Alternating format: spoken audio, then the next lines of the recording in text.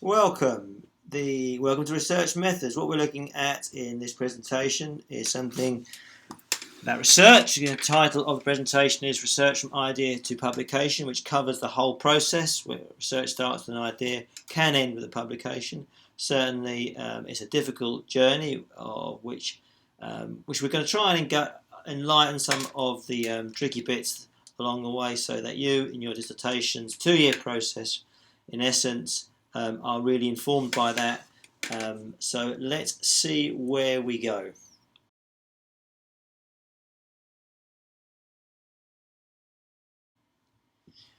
What you have to do, the starting point, you've got 2 assignments for this module. Those assignments are a literature review, and really the question is, why should we do the research? So we're going to go to the literature, see what has already been done, see what needs doing.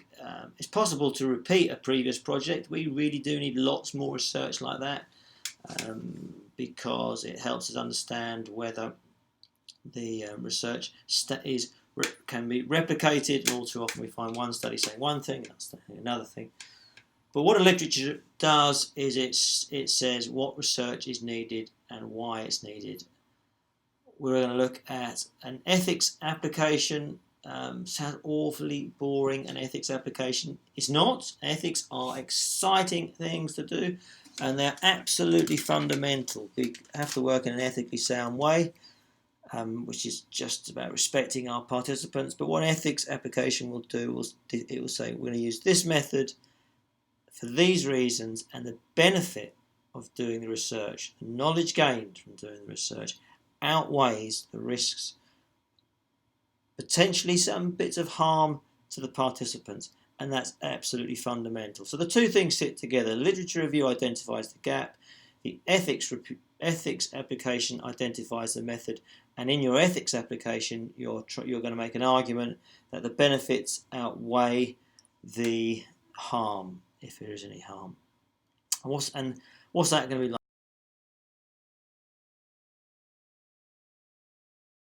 Well, if research was easy, we'd all be able to do it, and everyone would be able to do it, but it's not. It's hard. It's difficult. It's going to involve overcoming some difficult parts where you are a bit frustrated, things not going as well as you liked. It's your project. You are the manager of that project. You are the person responsible for that project. You're in charge of that project. We work with you and support you and cheer you, but it's your project. It will feel hard. So just getting that in your mindset from the start I think it's really helpful. So what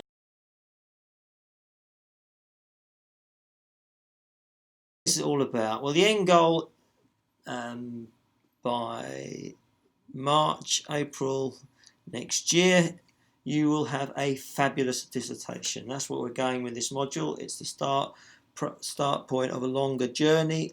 Of one module is identifying the literature review, the ethics that sets you up so you can collect data in the summer if you need to. Collecting data is the most difficult thing. All of our students find that, and they all underestimate the challenge. Fabulous dissertation, what does it look like? It has a fabulous literature review, an introduction that sets the scene. The literature review makes a strong case for what you're doing. And yes, I did just say that's one of the assignments of the module. And what's going to happen is you're going to do this assignment now, and then what's going to happen between now and the next year is that the literature will change. It'll upgrade, it'll update. So you'll do this literature review now, and you can have a go at it. And you can make a good job of it, as good a job as possible, but it won't be finished. It won't be finished because the literature keeps changing. That is what happens in research, in science. People come along and say, oh, we found this. What do the other studies make of that? We're not sure. And then we have to think about it, and that's what we're going to do. We're going to think about it. Then it's going to have a method that justify what was done, why there was no harm, why it was done in the way it was done, and importantly, drinks a cup of coffee, which you can't see, is clear so someone else can follow. And don't skip around, don't skim on the details. It's really good practice for someone to be able to follow what you've done. You are writing a cookbook, if you like. The results, the big cake you'll make is a product of the method you followed to do that. Someone's got to be able to follow that method so that the results can be checked for accuracy, and you've got to be able to do that properly. Results often connect to the word statistics and numbers, and people go, oh, numbers, I don't like numbers. Well, they shouldn't not like numbers. Numbers are your friend. They are your friend when it comes to your pay packet. And most people are numerical when it comes to things like how much money they've been given and so on and so forth. This is not really that much different if you're looking at whether an intervention has worked. Have the group are bigger, better in the variable that you're examining than they were before. If you're looking at something that relates, are the more confident, the better performers, are the less confident, the not so good performers? There's a relationship. We can depict that in graphs, we can describe that in images, describe those images not as hard as what you've seen. Discussion articulates what you found and why it is useful, and then we get the conclusion, and then we have the references. And the references, of course, are beautifully laid out. So what are we doing? Where do we start?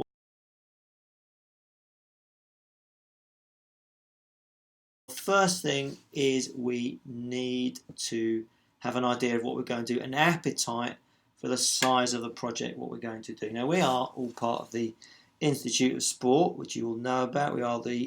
We have a research centre called Research Centre for Sport, Exercise and Performance. And what we want you to do is to dream big. Think about a really good project that you can do and get excited about that project.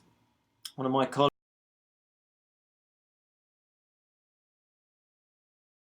Greg White, wrote a book called Achieve the Impossible. Greg takes celebrities all around the world, up and down, to do these enormous challenges. Just taken Joe Brand 500 miles, Liverpool to Hull. And what Greg does, he gets people to really believe in themselves. David Walliams swam the Channel. Beforehand, he had no idea he could do such a task. Well, I want you to ramp up your expectations and decide that what you are going to do is work hard on this, and it's going to be a great piece of work. What you'll see, one of the key messages of this talk, is that it's more about application than anything else. The harder you work, the better your grade can be, simply because getting organised, collecting data, organising people, organising your ideas, it's about doing stuff, isn't it? And you can set a big goal to do that. These are so transferable skills into work, into anything you're going to be doing next. I really would encourage you to do that. So what will happen is we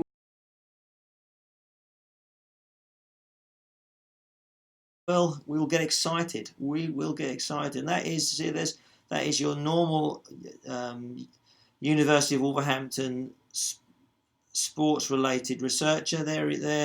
There's a he in this case. There is in his shirt and tie, getting really excited, cheering that he has just had his ethics approval through, and it's clearly something to excite. Or he's just had a journal article published. Although the normal procedure for celebrating a journal article is to do a forward roll in your office, just in case my colleagues are not a bit uncertain about that, and so expect forward rolls in the office. But we can do exciting things. I did some work with Christine Bleakley before she did the water ski across the Channel. We did some work with Walsall Football Club. Both are absolutely fabulous, exciting things. One of the most exciting projects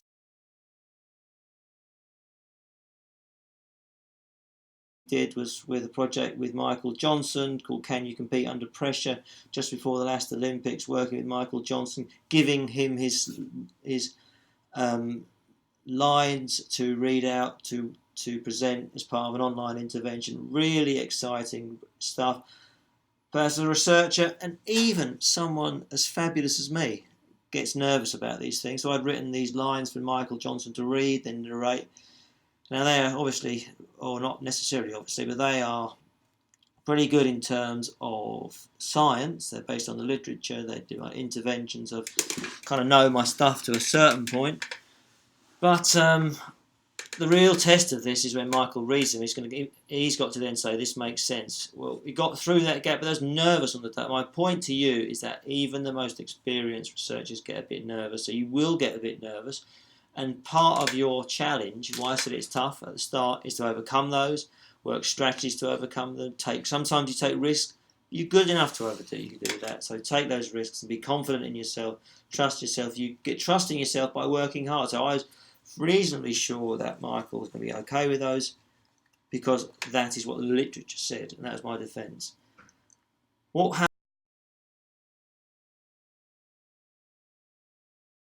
We work together. We work as teams. There's Tracy and I. We did a video with Andrew Friesen, the postdoc now, who was a PhD student. He's now come back. Our second years. Many of the people, they don't leave us. Many of the members of staff here, I've supervised their dissertations. Almost all of the staff here I've co-researched with and encouraged them to do research. We get excited together, and the reason they don't stick because I harass them, and I've got not big henchmen on the door which harass them into doing stuff. They do because it's quite good. It's quite good fun. It's like just like the people in that photo. Again, look just like our staff, all smiley, smartly dressed, shiny white teeth. We've all got shiny white teeth. All academics have shiny white teeth, just like that.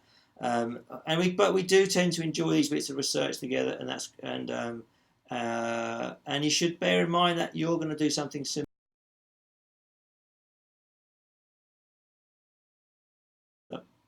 Here's an example where another drink from coffee, which you can't see, where we worked together on a project which was in essence a book, which is an online book, which is not online, but it was self-published.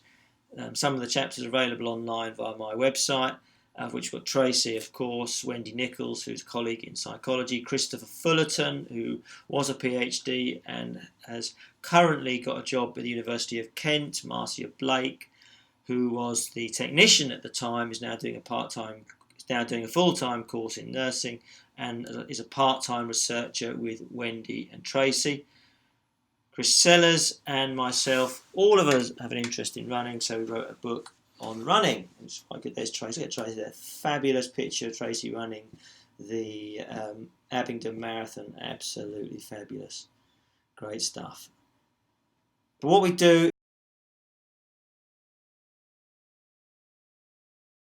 is we have a team approach. We have someone at the front, right? Someone at the front, that's usually the lead, that's usually the most experienced researcher, but we have a team approach. Why is the lead most experienced at the front?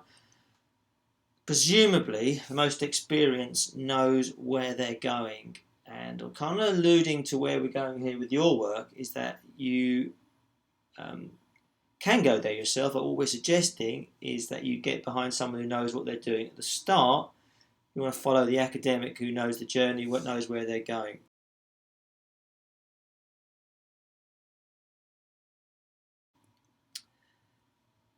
Principle is that we always keep the project moving, and what you're going to be doing is jumping in at the back at the start.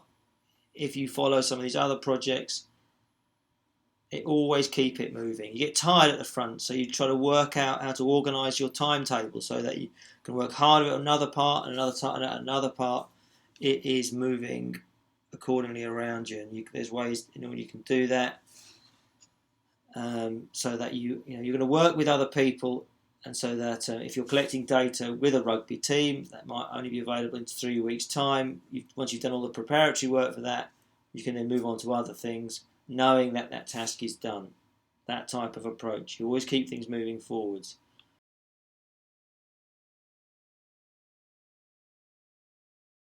This is a really important point about the whole relationship, is that we're looking on teams. Academic staff know where to go, particularly at the start. That one at the start, that red fella, big red head, much bigger red head than his body with small hands. I dress up like that the weekends. But in the week, that's how I also act, because of course my academic staff expect me to know everything about everything. Of course I do. but it's why we have professors. It's who are promoted on the basis of experience and success in research, and so on. Undergraduates should be safe that they know where they're going. You should feel safe that the project you agree on with your supervisor is good enough to get you a decent grade, is good enough to get you passed, and that is why we are suggesting that we get this right now.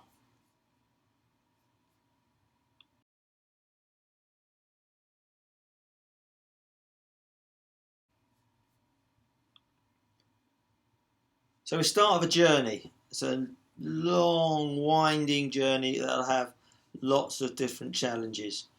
Part of that journey is that you think you need a great idea. You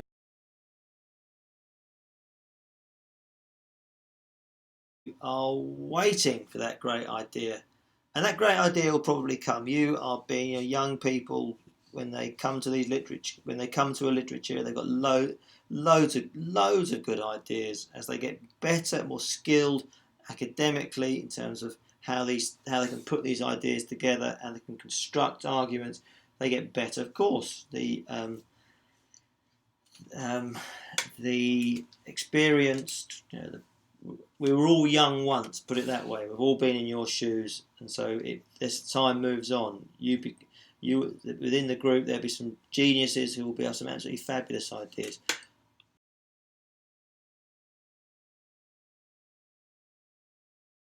That idea might come at the start. It might come at the start of your project, if so, great. And it's you're very lucky if it does.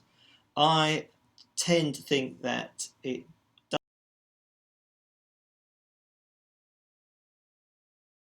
doesn't. It usually comes in the middle somewhere.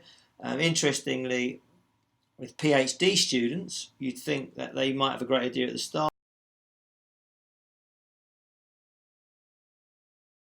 But normally, PhD students don't have the great idea at the start.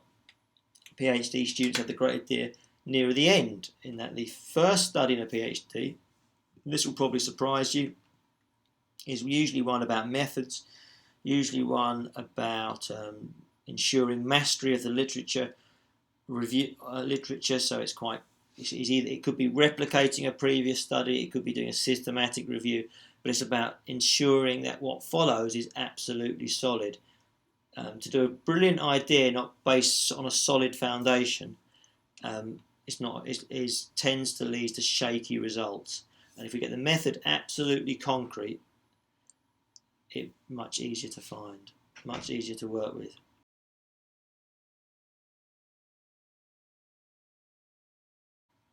So the research process, mainly put this in because it's a nice picture. Blood, sweat, tears and coffee. Yeah, that's typical. There's lots of moments where you'll be sitting at your computer for quite a little bit, and it will feel sometimes like you are pushing a rock up a hill. How are you going to do it? Well, you're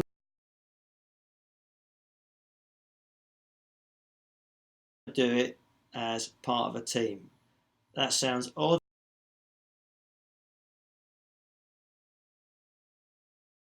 Always part of a team, and I love pictures like this because they display what teamwork's all about. Boxing is an individual sport, of course, but behind the boxer there's a load of people who are helping her in this instance. And just in the same way that you are going to be doing your project, you have a team of people behind you, starting with your supervisor, but your supervisor has a team of people supervising her or him. You're always part of a team. Never forget that.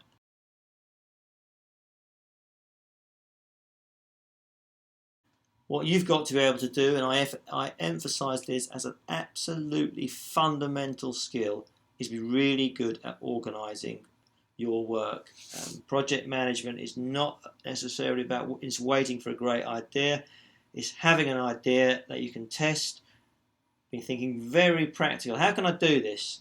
Who will be my participants? Once you've got that in order, then you can start to organise the project. And that's why we suggest you work with us on this, over this.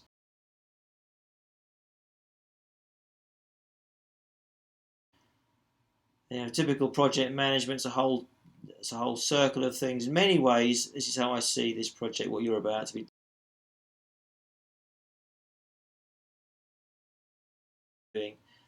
I see it through an analogy to The Apprentice. And in this instance, by the way, I am Sir Alan, and I'm not sure who Karen Brady and Nick are, just in this instance, though. I think Nick might have an Alan Neville look about him. Not sure about that. But we'll let you decide on who is who. But why do I say it's like The Apprentice? Because you are the project manager of this. You are the person who is going to be doing all of the key decisions. You are the leader of the project. You are the person who decides how the data is going to be collected.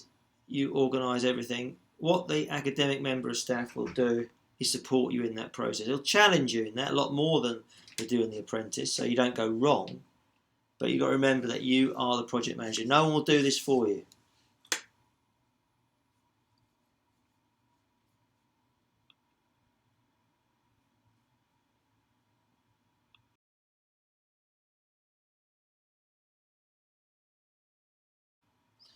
So let's look at your fabulous team. You're a member of this fabulous team, the Institute of Sport. Relatively newly formed. We have an area for research, which is the Research Centre for Sport Exercise Performance. We have our facilities, the fitness, the leisure, all of those facilities. And their goal, of course, is to get as many people healthier as possible. The key agenda in health and well-being is all about getting people to be more active. The idea that so many illnesses could be improved by making people more active. There's so much evidence for that. However, the big challenge for that area is not about demonstrating that one type of activity is better than the other, although still some work to be done on that. It's getting the inactive active. It's about we've got this fabulous medicine, for want of a better word, and one of our big research projects is about exercise is medicine, but no one will take it. The spoonful of sugar won't make the medicine go down in this case. No matter how much you advocate the benefits of physical activity, and the side effects are almost all positive, as opposed to any of the drugs. Almost every drug comes with a nasty side effect. Very few people can take up exercise to the point of continuing it. And most of the people here, most of the staff here are regular exercisers. You might have seen us gracing the track at points. And so we've learned to love exercise. Great number of people in the population don't think that way. And therefore one of the key challenges is how to do that. We've got those leisure. We have a leisure centre, a gym, which is potentially a fabulous testing ground. Why? Because there are members of the public who want to be able to exercise more, who want to benefit from the knowledge that we have in sport and exercise sciences, in the academic study. And what an opportunity this is to find out what some of the practical issues that need addressing and how we can get research to improve those bases. So how do we get people to exercise more often?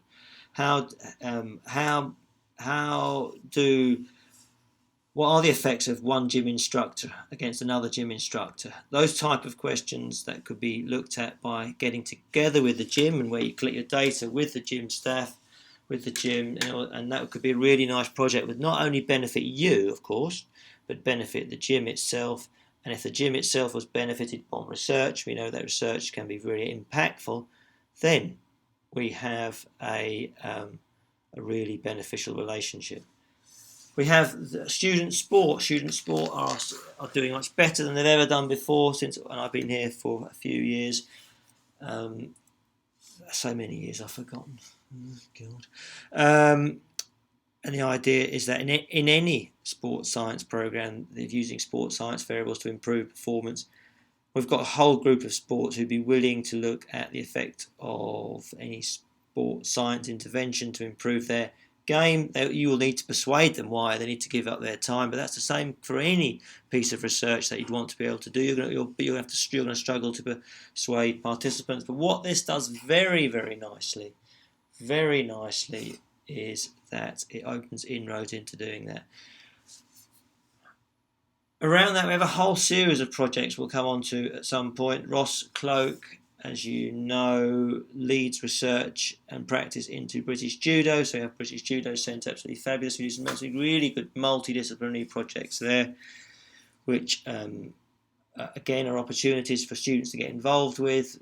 We can, the British Judo are collecting all sorts of data on what you would be helping collect that data. And we can be very subtle in how we set up projects so that your own interest, which might well be psychology, can be integrated into that data collection, not without too much difficulty. And I'll give you an example of that is recently we looked at the effect of feedback on fitness testing performance, and one where you give instructional feedback and try to do this differently, keep your feet together, versus motivational feedback. That was great, keep going, that sort of thing. We're currently looking at the results in that, but it's the same thing, no different to what goes on naturally in that study, but what you had was research and practice operating very nicely.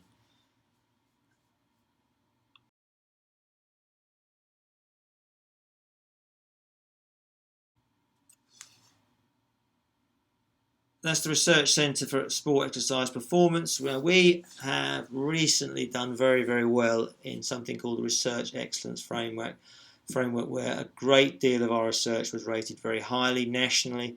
The impact of our research in terms of what end users think about it and do with it some of it was world class. Over 70% of it was international. It's something we're renowned for. So we want your research to do is to follow our lead and be able to produce research that has impact, that is good, that is applied, that has real meaning. And I hope that inspires you. I mean, we're all inspired by this absolutely hugely.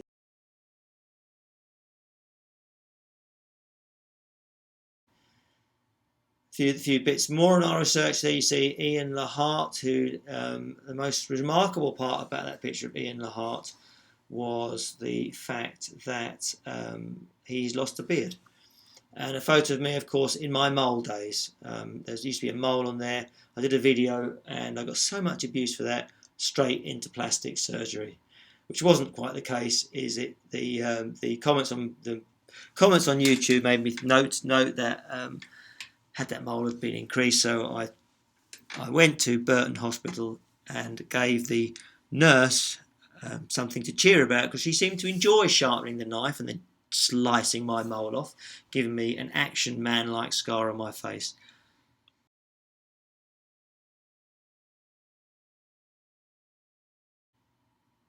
Our research is all about impact, which I just talked about a little bit earlier, and we've got some really.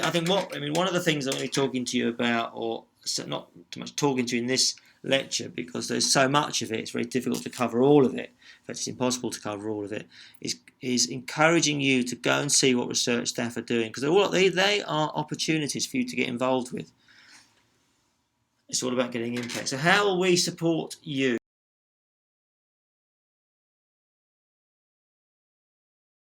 Yeah, I said that without even a slide, which is quite remarkable. I'll tell you what won't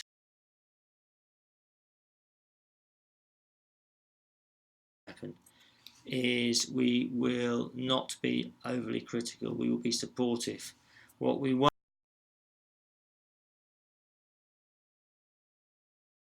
do is see you as a slave. We'll see you as a person.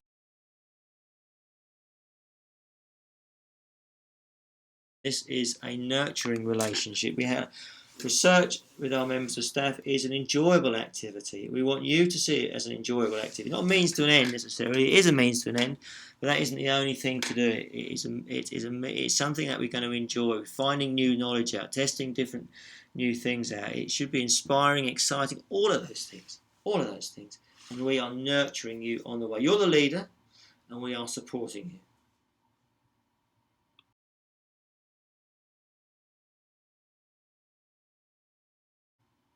Guiding you, teaching you, supporting you, encouraging you.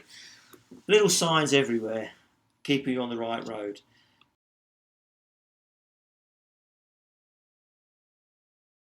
Remember, you are the lead writer. Typing away, tip, tap, tap, tap.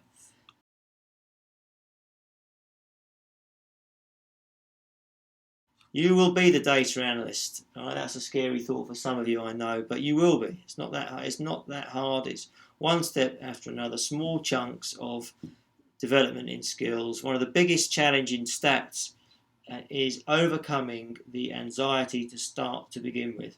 I always overcome that by getting my students to just draw the picture to stay with, say, has one group, are they bigger than the other? And they kick and scream about doing that graph, but they are all better than me at Excel or any graphs package. They're all better than me at that. And so they can do that graph much better than I can. And they end up showing me a few tips on Excel. It always works. And once we've got that picture, we can then go into some of the more complicated stats going behind it.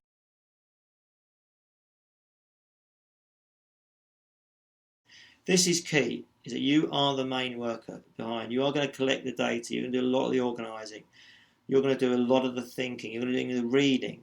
One of the things that I quite like people to do research in areas I know a lot about is that the ease in which I can give them information, signpost them to the right stuff, is really good. And we can then get you into bigger groups. So I might have 5 people doing emotions, for example, from the undergraduate basis, and they would join 5 people from my postgraduates doing emotions, and then we get together for a group of 10.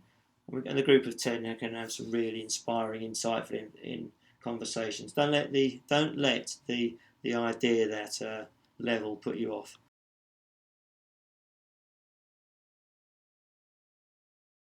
And we're there to do the setbacks.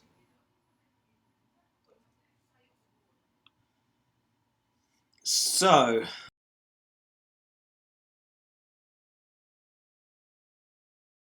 how will this work? It will work by you identifying an area of research that you're really interested in and developing an idea at the same time. It's really important to do that. So you have to look through what type of research staff have done, and then look also at how research has been done. So when you're reading, you imagine yourself as the data collector for that project, and then what you do is you imagine whether you could actually go out and get data from 100 people cold.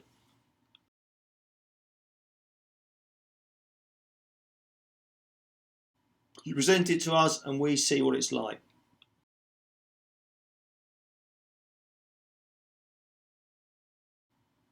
Where to start?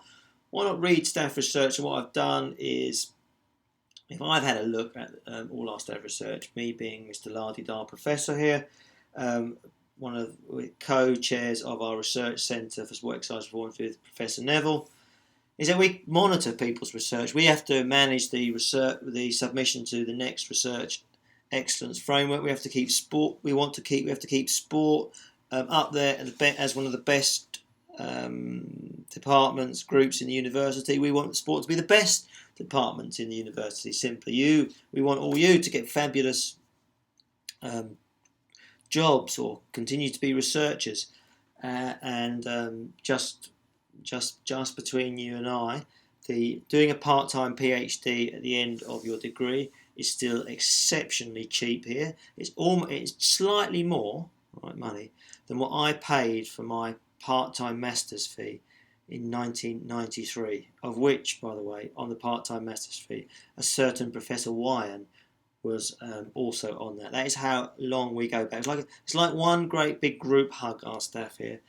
So you read about staff research, find out what they're doing, find out what opportunities are going on. There are lots and lots and lots and lots and lots. Tracy Devonport has got this fabulous project on eating and emotions. I know that sounds funny, but the idea about how emotions influence your drive to eat. We have projects on getting people to be more active, getting people to perform better at sport, looking at the physiological variables. We have almost any project you've got in mind.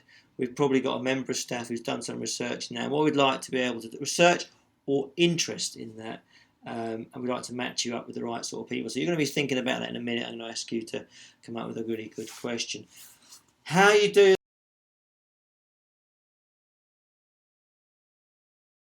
That is something called Research Gateway. You've got lots of links, Google Scholar. You can all access this off your own computer, zap into the internet, boom, tip, tip, tip, take your Google Scholar, your Google Blaster, and go firing into Google. Members of staff come up, areas of interest come up. So this is how I do it, by the way. I do it frequently. Go and find the latest research.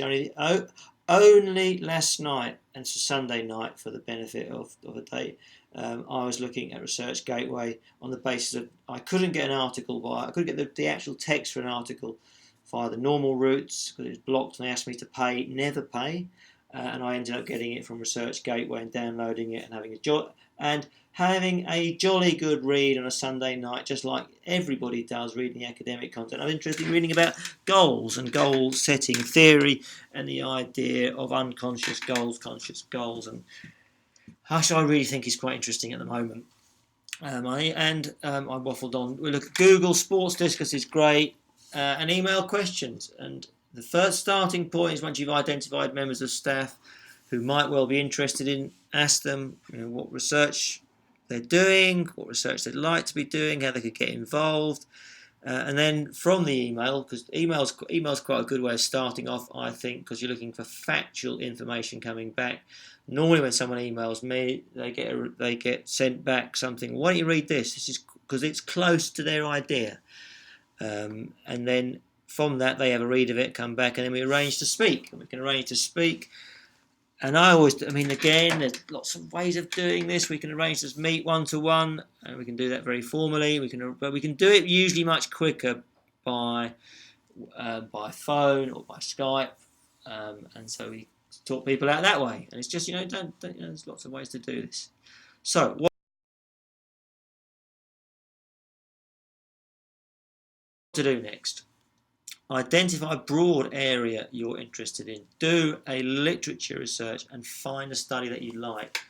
Think about how you might gather the data and look at the staff interests, staff projects. Institute of Sport, opportunities in the gym or in sports teams are a real source of where you can get information. And so,